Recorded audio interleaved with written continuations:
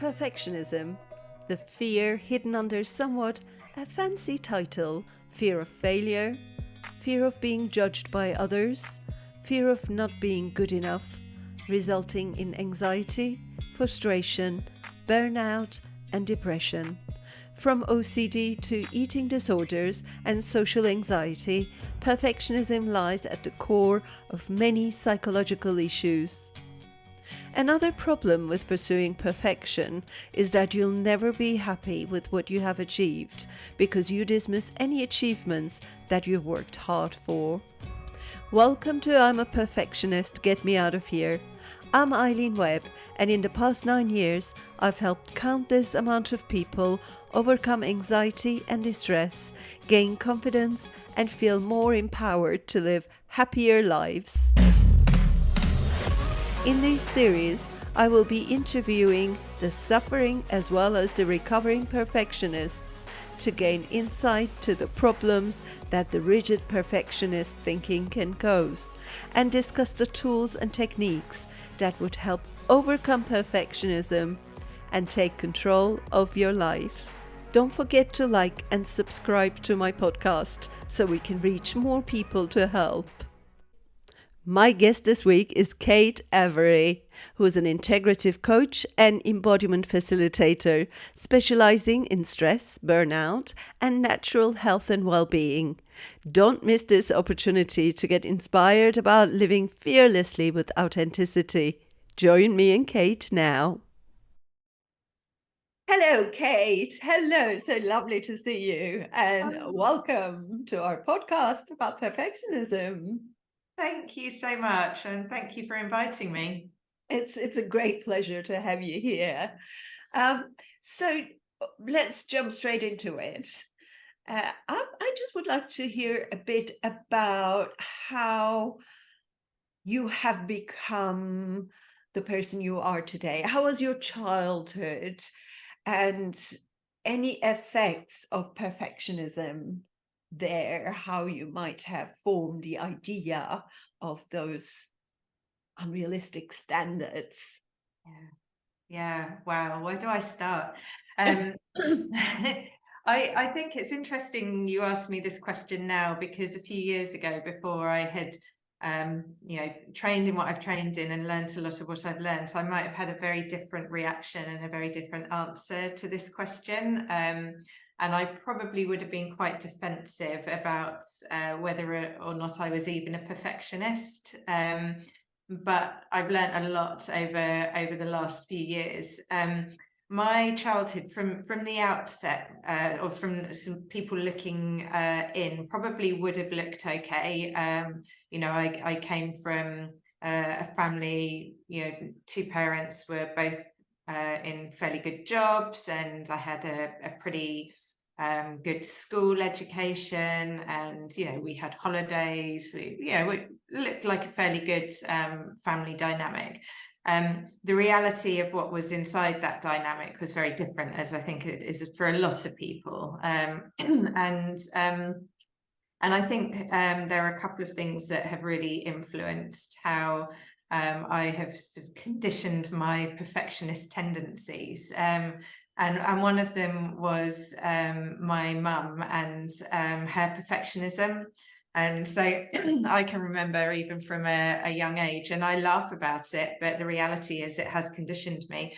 I remember from a very young age, whenever we had Christmas presents or birthday presents, we had to write letters to say thank you for these presents. And mine would never be right. They would either be, excuse me, they would either be the spelling wouldn't be right, or the handwriting wasn't pretty enough, or I hadn't written the right thing. And I remember being made to sit there over and over and over again, rewriting until it was perfect enough. So who were you writing to? Were you, as a child, were you writing to Santa?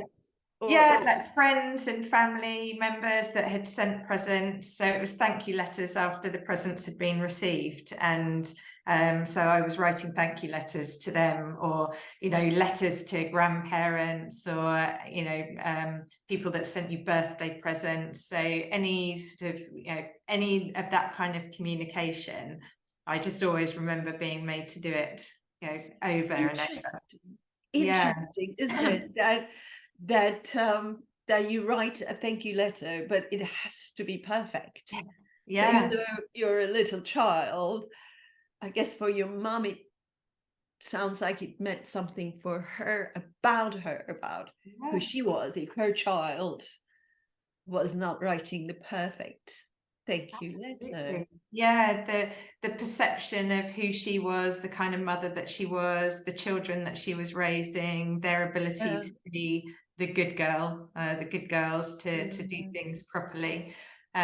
So I really remember that, and I had a lot of conditioning through my schooling that things had to be perfect as well. We had to really focus on excellence at my school, and anything below excellence wasn't really considered or wasn't really seen as trying hard enough. We even had it in our school song that you had to be the best, and everything was very competitive around being the best. So this sort of conditioning into perfectionism has really followed me from, you know, within my family, within my schooling, and then into the working world.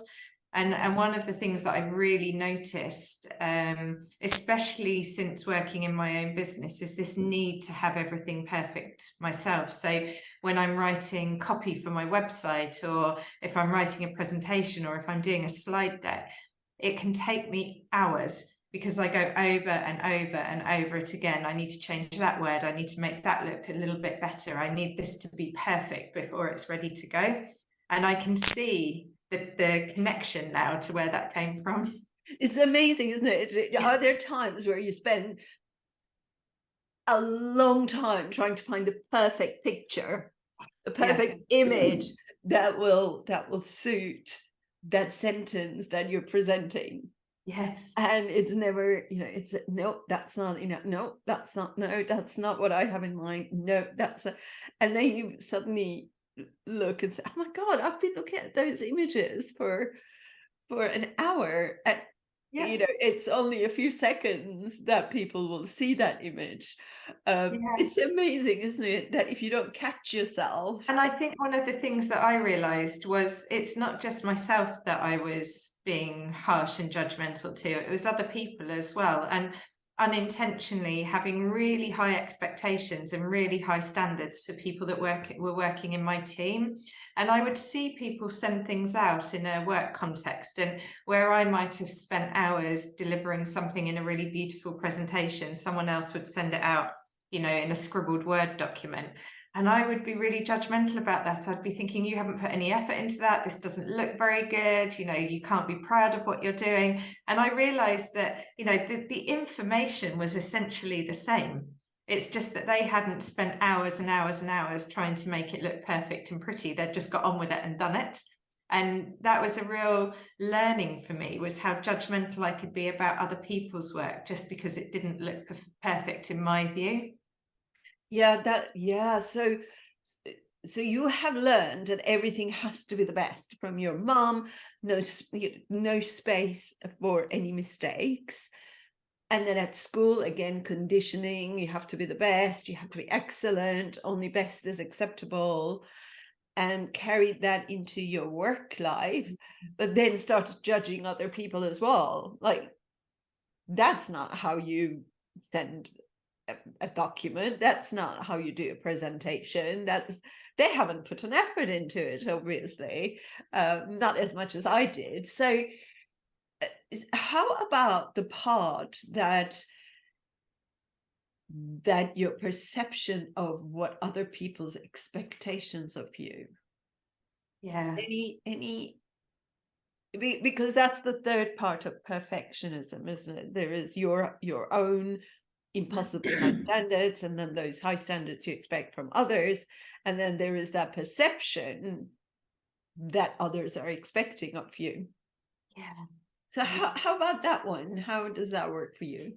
There's something in my mind, I think, about the correlation between self-worth and perfectionism, or the need to have everything perfect. And, you know, in my mind, the question was always, well, people aren't going to think I'm good enough. People aren't going to people are not going to think I'm putting enough effort in. So this sort of perfectionism and effort correlated with self-worth.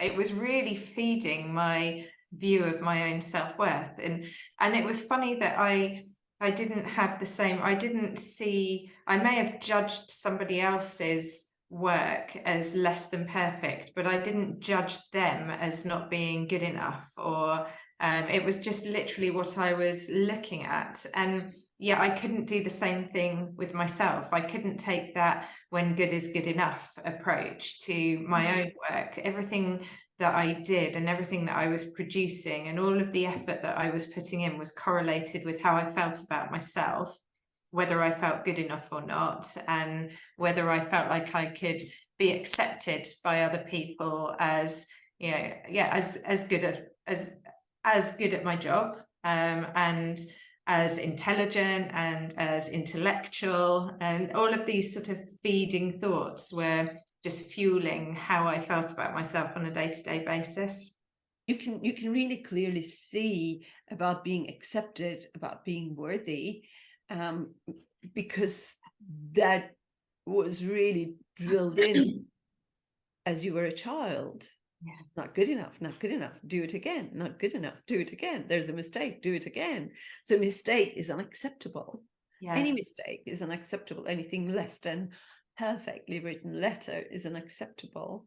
And then you don't get perhaps that love, you know, that or the fear of not getting that love. Not Yeah. necessarily not getting it, but fear of, if you don't do things perfectly, then you're not good enough, you're not worthy of mom's love. Of course, it just follows us. It's just the feeling, isn't it? Yeah. People won't think I'm worthy if I don't do everything perfectly. And Yeah. trying to prove yourself as well, trying to prove yourself through what you're delivering, and trying to prove that you are if I think back to when I was at school, it was very driven around trying to prove that you were the best, trying to prove that you were smart, trying to prove that you were intellectual. And I think that has carried through as well, that this sort of imposter syndrome that creeps in around, you know, I'm not good at my job, I'm going to get found out. And so that extra effort that you put in to prove that that's not the case, and often it's, you know, with perfectionism, what I find is often what you're striving for is so surface level, because it's really just the veneer of what people see versus what they actually know about you, or what, you know, what you can actually do. And it was funny that it was always for me around what was showing up, what was visible, rather than what was deeper about myself and what were people seeing about me as a person, as opposed to what I put in front of them, the facade that I put in front of them. What was that inside you that you did want or didn't want people to see? I think there was an acceptance, a need for, I know, a want for acceptance. But I think what the perfectionist veneer did was shut off that part. It was probably too painful to go there, and too worrying and too scary that that might be rejected. So it was easier to shut off that sort of deep longing or that deep need for acceptance, and replace it with this veneer of looking perfect in, you know, in every way. And, you know, and I seem to have always managed to find myself in, you know, environments where they sort of lent themselves to fueling that as well. And so I kept myself, my true self, really shut off and really hidden, and tried to, it was almost a mask. It was really a mask that I was wearing of, if I show up this way, then I will get the respect that I need, or, you know, I'll get the acceptance that I want, but I'll do it without having to let people get too close to me. So it sounds like if I do everything perfectly, if I go beyond the standards that what I deliver is amazing, then people won't see deep down that I'm actually not acceptable, I'm not lovable, I'm not worthy, that they won't see that if I, because you have you have proof that when you deliver things perfectly, then you get lots of approval, Yeah. lots of self-worth and love, perhaps, that you want. So you keep that part inside shut because you're not convinced that it's acceptable to other Yeah. people. So you show what you have seen is acceptable, that make people accept you. Yes. Yeah, Yeah. and then hiding the other parts.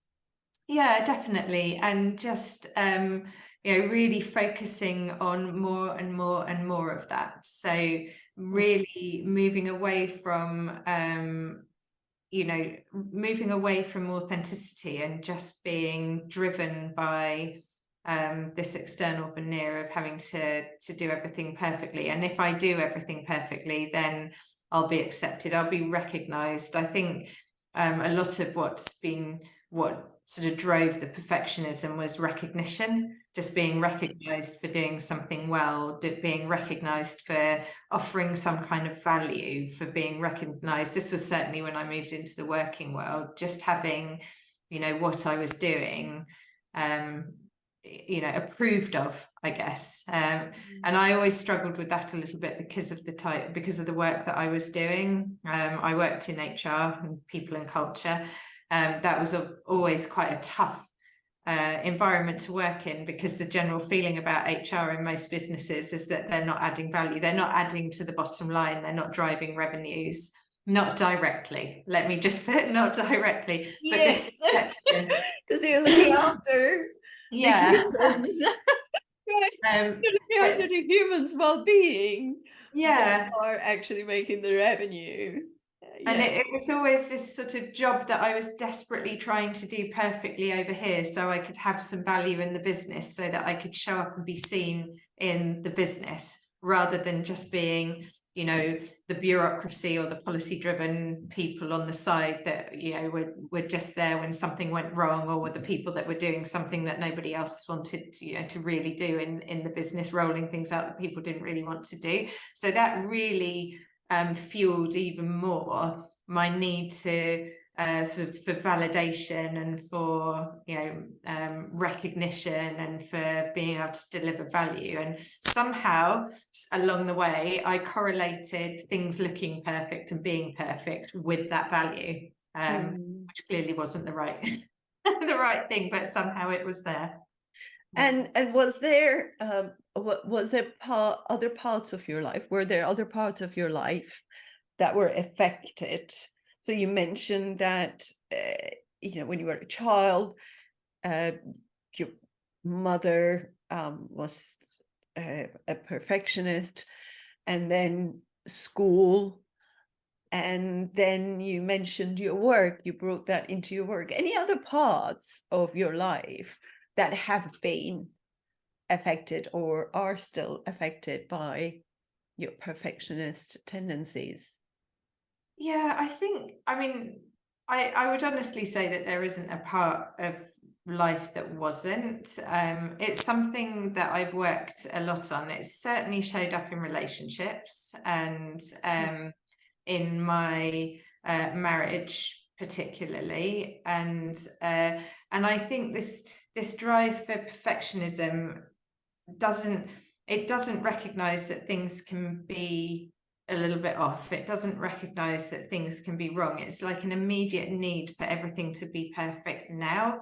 And if it's not perfect now, then this sort of feeling of having to strive for it to be perfect, and not being able to just let go and accept that not everything is going to be perfect. There are going to be some things that you just have to work through, for example, in a relationship. So I think, it definitely raised its head, I would say. It probably not as strongly as in my corporate world and my work world, because the pressures and the levers that were fueling it weren't as strong. But I definitely had, this it always felt like I was striving for something more, striving for something better. And I think what that left was not really living in and enjoying the present moment, but constantly either obsessing about something that had gone wrong or wasn't perfect in the past, or focusing on something that I was going to make perfect in the future. And that's really exhausting, because then you're not really living, you're just constantly striving or surviving in circumstances that you want to change and control. Yeah, so you're either ruminating about the past, the things that didn't go perfectly, or worrying about the future, Yes. about how things should be perfect, should, and must, and missing the present moment. Yeah. And I think it was a study they did in Harvard that they found 48% of the people were either um, ruminating about the past or worrying about the future, which means we are missing half of our life, the present moment. Yes. We are missing the present moment, at least half an hour, half of our lives, which is an eye opener, isn't it? And it's so tiring. I mean, I can think of work situations, for example, something as simple as writing an email. And the process for me was um, a really lengthy amount of time writing that email, getting it exactly how I wanted it to sound, making sure that everything was spelt properly, making sure that it read properly, making sure the construction of the sentences were right, making sure that I'd sort of evaluated every outcome for the reader, and just sort of rewriting and rewriting and rewriting. And then I'd press send. And then I would obsess about, how did that sound? What if I made a spelling mistake? What if and I would really go into this super harsh inner critic about, that probably sounds really awful. They're probably going to think you're stupid. They probably won't understand what you're trying to say. And so all of this energy and effort around a simple task, and then all of this energy and effort around obsessing, when really, once you've sent the email and it's gone, there's not a huge amount you can do about it anyway. And I think, everybody else is not necessarily judging you to the same standards that you're judging yourself. And most people are more focused on what's important to them, as opposed to, the beauty of what you're delivering, or your well-constructed email. So there was this overemphasis on, on the sort of the part that other people might be playing in this relational dynamic between me and whatever I was delivering. But it was taking me, out of being able to just be here and now, because I was just spending so much time worrying or obsessing, or thinking about how I could resolve things that hadn't even happened. So I was getting no feedback that things were wrong or not. It wasn't like I was making a lot of mistakes, but I was constantly, even though I thought something was perfect, I was still obsessing about it. And it brings a lot of anxiety as well, doesn't it? That Yes. you're kind of perceiving what might happen, and actually what's happening right now is not in line with how you're feeling. The reality is different. And I think you're right about the standards, that there are double standards there, that we judge ourselves so harshly. But we never judge others, or often don't judge others as harsh as we judge ourselves. Yes. That Yeah, and chatter. I think the anxiety and the exhaustion, they build up after a while. And one of the things that I think was probably a real turning point for me was I ended up with quite significant burnout towards the end of my corporate career. And when I left the corporate career to set up my own business, I left with a lot of blame, thinking that everything was everybody else's fault, and my burnout and the way that I was feeling was everybody else's fault. And not too long into the start of my own business journey, I started to feel the same way about my own business as I had been feeling working in the corporate world. And it came as a real shock, because I sort of looked around me and thought, I have no one else to blame. I only have myself. There's nobody contributing to the way that I'm working apart from me. And I'm working in similar ways as I was in the corporate world. And it was a real light bulb sort of like, you know, a sudden realization that a lot of what had fed into my burnout was my own way of working. And yeah, of course, there's always a contributing element of the culture that you're working in, or the people that you might be working with. There's always a dynamic there. But, you know, I realized that I couldn't just lay the blame on the doors of my sort of corporate experience, that I had to take some responsibility for myself. And one of the biggest things was the way that I was working, and this perfectionism that I was bringing with me, because I couldn't move things forward in my own business because I was being such a perfectionist about absolutely everything. And when you're in a business and there are people doing lots of different things, and you know, there's somebody responsible for sales, and someone responsible for marketing, and someone responsible, teams responsible for technology, and teams responsible for admin, and all of these parts of the business that sort of work together. When you're on your own in your business, you're responsible for all of that. And bringing perfectionism into every single one of those areas was just simply exhausting. You know, I was over researching, overworking, everything had to be, I mean, I can recognize. I had my business set up like a slick operation before I'd even got any clients. And I would hear other people saying, you don't need a website, you don't need all your policies in place, you don't need this, you don't need that. And I'm like, you absolutely do.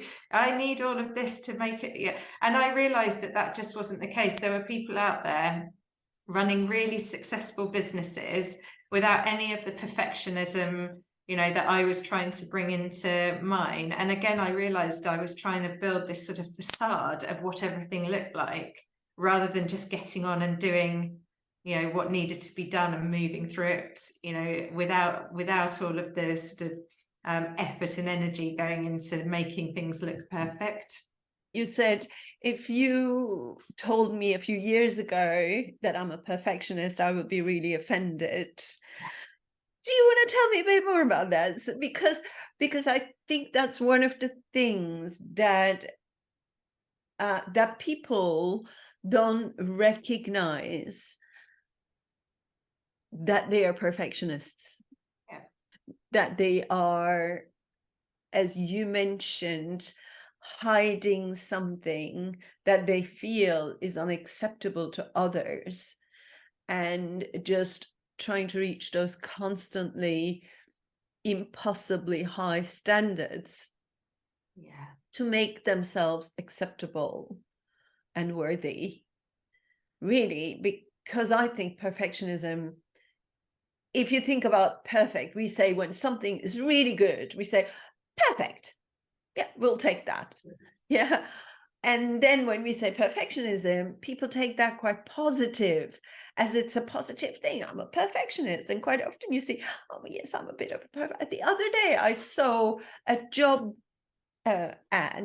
advertisement, which said, we don't mind if you're a perfectionist. And that is, actually, you do. I think I would want to say absolutely do, because I won't be as efficient as you need me to be. And that's the thing. So I think that attention to detail is one thing, but with perfectionism, it's, you're not striving for having things excellent, but not perfect. You know, you just go for, okay, this is good, and good is good enough. I'm not going to try and make it perfect and spend hours and hours for something not being productive, and slowly I burn out. I think it kind of, perfectionism gives it a bit of a posh name, which is actually not being happy with who you are and not being able to be your authentic self, because you feel you're not acceptable and you're not as good as others. Yeah. Really. And I completely agree with that. And I think, you know, one of the things that I think it also does is to people around you, is it doesn't allow them to be authentic and messy. And if you have these really high expectations of yourself and you're working in a team or you're working with other people, that rubs off. That, you know, can put those expectations, it can, you know, people see the perfectionist standards you have. And I think that's very much how I was when I was in business, when I was a leader. These exceptionally high standards that I had for myself didn't, you know, this not allowing myself to be authentic, not allowing myself to be messy, that, you know, that's then mirrored by other people that you're working with. And I think, you know, to answer your question, I didn't recognize it in myself because it was so important. It felt like it was so important to get things right, to be perfect, that I didn't even recognize that it was a bad thing, or that it was getting in the way of you know, the way that I was working and the way that I was, and my health and well-being as well. And I think I would have used to have felt like perfectionism was a good trait to have. And I think in some cases it can still be beneficial to do things well, to want to do things well, to want to deliver quality. I think they are all really good things, but there's a fine line between that and perfectionism when it becomes unhealthy. And I didn't recognize that. So I would have been very defensive if I had been pulled up for being a perfectionist, because my entire identity was connected to, and my whole, you know, my entire identity, my self-worth and my, you know, feelings of how good or not I was were all connected to this perfectionism. So I would have felt really defensive about it had I been challenged, or had I been told that perfectionism was a negative thing. And it's only with hindsight and a little bit more understanding now that I can see quite how detrimental it was in the way that I was working, in the way that, you know, I was building relationships, in the way that I was managing my health and my well-being. You know, it was getting in the way of all of those things. But I couldn't recognize it at the time. I guess, yeah, and that's the thing, isn't it? Many people, they don't recognize it as being a bad thing, and some people say to me, well, I thought perfectionists were the perfect people who have the perfect life. You know, they have the perfect house, they have the perfect job, they have the perfect family, perfect car. She said, I thought they were the perfectionists because they are living the perfect life that I am looking up to. So the truth cannot be far, further away from that.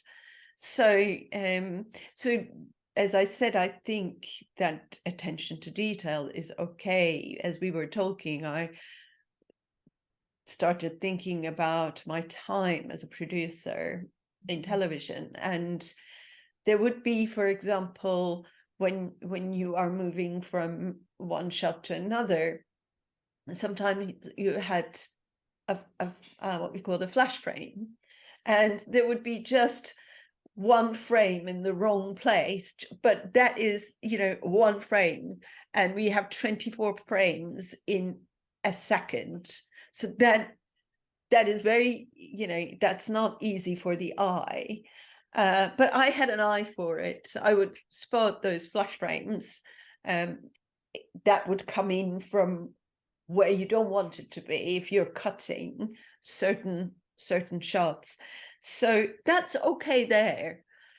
But if you actually have not noticed it and it's gone on air, and then they noticed it and they say there was flash frame on your promo, then there's like, oh my God, how can this happen?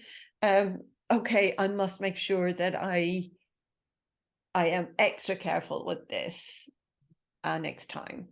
Or you can just keep dwelling over it. Oh my God, you know, I'm such a horrible producer. They're going to fire me. I'm useless. I'm worthless. What am I doing here? Now they're going to see I'm not worthy of being here. I'm not even, you know, I don't even deserve to be here, etc. So that there is that difference. And if every time something goes wrong, you beat yourself up and you're so harsh and horrible to yourself, it does lead to burnout, doesn't it? And I think one of the things that I really realized was that people don't care as much as you think they care. And, there are clearly there are some jobs where you have to be, precision. If I was a surgeon, for example, there's no excuse for, lack of precision or lack of focus and, perfectionism there. But there are some jobs where, that there is a need for greater attention to detail or greater precision. But in the vast majority of things that we're doing, the level of perfectionism just isn't necessary. And if you do make a mistake, what we've got is, a lot of sort of conditioning around mistakes not being okay, and small mistakes not being okay. And that really stifles creativity. It really stifles innovation. We need to be more open to mistakes being all right. And, I need to be able to send an email out with a spelling mistake in it and think, I spelt it wrong, who cares? Does that really say that much about me? But I think that's taken me a long time to get to that point. And I think this sort of expectation that we put on ourselves and each other of everything needing to be exactly right is just unrealistic, and not just unrealistic, but unnecessary. The world's complex, the world is messy, we're humans, we're messy by nature. We need to allow more of that and recognize and even celebrate some of that as well, because it makes it an easier world to live in. Yes, exactly. And self-acceptance, self-love is the really basis of it, isn't it? Once you start accepting, you know what, I'm okay as I am. Yes. And I'm acceptable as I am, being my true self. And then just taking it from there, that people who love you as you are, they'll stick around anyway, either way. Yeah. So is there anything that you think funny around your perfectionism that people might have made fun of, or, in a good way? I think I can't think of it ever being made fun of. I have definitely come up against, I've had feedback on stuff that I've done before that doesn't need to be so perfect. But I can't think of when anyone has ever made fun of it. I can think of more situations where I've put myself in really difficult circumstances because of it, more than I have, any sort of lightheartedness around it. It's actually been quite detrimental to be so attached to it. I think is my experience. I'll give you an example of that. If I can be really sort of open, about 7 years ago, I was diagnosed with very early stage breast cancer, and my attitude at the time was I told my boss, because I had to. I was going through treatment. But I had an operation and I had 5.5 weeks of radiotherapy, and I went into the office every single day after my radiotherapy, and I didn't tell anyone. I told my boss and I told my 2 teammates, because they needed to know my absence.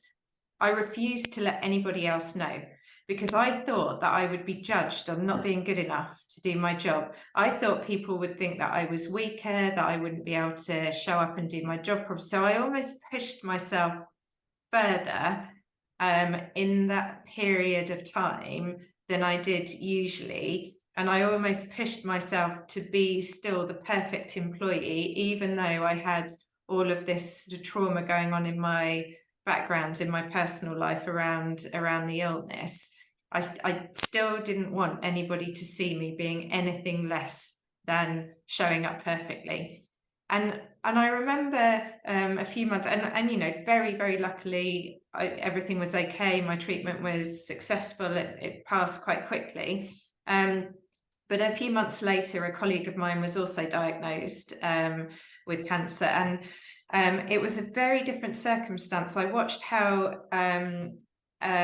courageously and how, you know, practically he communicated things, and things were communicated around the business. And I judged myself at that point for doing it all wrong. So not only did I put myself in a lot of pressure as I was going through it myself, I then judged what I had done in the past when I saw someone else go through it in a different way. And that was so personal and so deep for me. And it was a real, you know, when I started to unpick all of this and understand, that was a real learning point for me. That was just like, actually, you put yourself in more danger, and you know, significant. The way that I didn't allow myself to recover and didn't allow myself to, you know, go slowly as I went through the treatment was a real danger to my circumstances at the time. And I really recognized that that was not a healthy place to be. And I really recognized how deep this sort of need for external approval and perfectionism was running in my life and my work. But Yeah, and that's amazing that even something so serious wouldn't change anything, that you still kept going and you still showed up and put yourself second, third, fourth, further down at the priority list at the bottom, and still going, what you must, I must do this, I must go to work, I must not, it will mean I'm weak. Yeah, I must look strong, I must this and I must that. And then not enough with you haven't been nice to yourself, then someone else comes and does it differently, where he is more open and probably more compassionate towards himself. Then you start beating up yourself again for not doing. So it's exhausting. It really is yes, exhausting. and it's a lose-lose, isn't it? Yes. Yeah, Yeah. you have no chance. You don't give Kate a chance to be at all. So so yes, it's amazing that you then recognized, hey, hang on a moment, this is not okay, something is not making sense here. Yeah, and I heard the term a few months ago, vulnerability hangover, and I think it goes so well with perfectionism, because there is this, you know, this fear that comes up and this anxiety that comes up after everything, when you've really tried to be perfect in everything. But as soon as anything gets vaguely personal or remotely personal, then you start to feel really, really vulnerable about things, and you know, the way that you've been and the way that you've handled things. And I think that and perfectionism are really, really closely tied, because the amount of, I guess, obsessing and reflecting that you do after something kind of leads into that fear and then that vulnerability. Yeah, yes, there's that constant escape from feeling vulnerable and weak, because many people think that vulnerability is a weakness. And in Yeah. fact, it's again so far from the truth that being able to allow yourself to be vulnerable also means that you feel you have the strength Yes. to be hurt in case that happens. If you make yourself vulnerable, for example, to somebody, you open up yourself as you are, and perhaps they hurt you at some point. But being able to be vulnerable also means that you feel you have the strength to, or the resilience to deal with that Yeah. as well, which is part of self-growth, isn't it? Yeah. And it's being able to drop that sort of mask and be more authentic, I think. Yeah, Just be more comfortable with being you and how you're showing up, you yeah, know, yeah, as a yeah, person authentically. yeah. And that things can happen, and Yeah. that there is no certainty in Yeah. anything, and that's okay, because everything changes, everything constantly changes. We change, our bodies change, life changes, economy changes. Yeah, things change. We sometimes, by trying to hold on to it and holding on to, oh, we don't want anything to change. We actually just cause ourselves anxiety as Yeah. well. And everything is changing so fast as well. When you're stuck in that perfectionist trap, you can't keep up because you're so busy trying to be perfect about one thing. It's already moved on before you're supposed to be perfect about the next thing. And it's really, yeah, it's a sort of constant cycle of chasing. Yes. Yeah. Yes. Well, is there anything that you think we haven't covered today about perfectionism and how you have experienced it? No, I mean, I think you've guided that in such a lovely way. I really appreciate it. I think, it does make me laugh. You asked if there was, sort of any humor in it. It makes me laugh sometimes to look back and see how I was and how far I've come from that. And the reality of the situation that, the situations and the circumstances that I got into because of being such a strong perfectionist. But yeah, I think we've covered the main things. Well, Yeah. thank you so much, Kate. It was just so heart to heart and soul to soul. And thank you so much for being so open and sharing with our audience. I'm sure many people felt and recognized the pains that we have been talking about, and hopefully they could also see which ways can be helpful to leave perfectionism behind, to overcome it and live your life and be in the present moment, to have Yeah, a thank you, happier Aileen. I your life. really, I Thank really you. appreciate it. Thank you. Thank you. Thank you for joining us in I'm a Perfectionist, Get Me Out of Here podcast.